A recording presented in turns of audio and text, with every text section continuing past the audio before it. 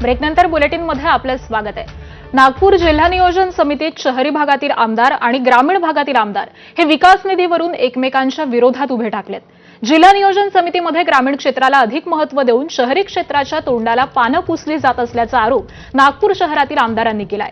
20 जुलैला ही बैठक झाली। या बैठकीमध्ये सर्वपक्षीय आमदारांमध्ये शहर आणि ग्रामीण असे 2 गट पडल्याचं पाहायला मिळालं। 1400 कोटी विकास निधी मिळत असताना ग्रामीण क्षेत्राला अधिक महत्त्व दिलं जातं। या उलट शहरी क्षेत्राला पालिका क्षेत्र म्हणून वाऱ्यावरती सोडलं जात आहे असा आरोप या आमदारांनी केलाय। नागपूर जिल्ह्यामध्ये 2 लोकसभा क्षेत्र असून यामध्ये एकूण 12 आमदार आहेत, तर 6 आमदार हे ग्रामीण भागाचं प्रतिनिधित्व करतात, तर 6 आमदार हे शहरी भागाचं नेतृत्व करतात। नियोजन मंडळाचा जो निधी असतो, ज्याला डीपीसीचा फंड म्हटलं जातं, तो मुख्यत्वेवर ज्या योजना आहेत त्या सर्व ग्रामीण भागासाठी असतात, शहरी भागासाठी काही नसतात।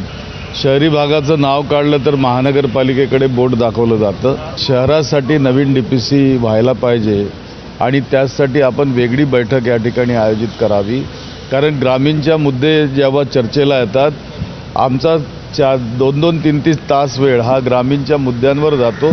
शहरांचे मुद्दे या ठिकाणी चर्चेला जात नाहीत। नागपूर शहराच्या आमदाराची मागणी आहे की वेगळी डीपीसी व्हावी, पण असं करता येत नाही। एका जिल्ह्याला एकच डीपीसी असतं, पण एक बाब मान्य केली की त्यांचे जे काही प्रश्न आहेत डीपीसी आणि जिल्ह्यासंबंधी किंवा शहरासंबंधी, त्यावर 27 तारखेला नागपूर शहरापुरत्या विषयाकरता वेगळी चर्चा ही आयोजित केलेली आहे। डीपीसीचं त्या ठिकाणी एक प्रकारची मिनी डीपीसी किंवा त्या लघुगट म्हणता येईल, पण एक छोटी डीपीसी सारखी एक बैठक आम्ही घेणार आहोत। असं कुठलीही व्यवस्था कायद्यात नाही आहे। जिल्ह्याची डीपीटीसी एक असते आणि जिल्ह्यामध्ये कुठल्या जिल्ह्यामध्ये 2 डीपीटीसीची सध्या तरतूद नाही आहे। कायद्यामध्ये तशी तरतूद नाही, त्यामुळे होणं शक्य नाही। आणि या बातमीसह बुलेटिनमध्ये वेळ झाली येथेच थांबण्याची। पुढील अपडेट प्रज्ञासह।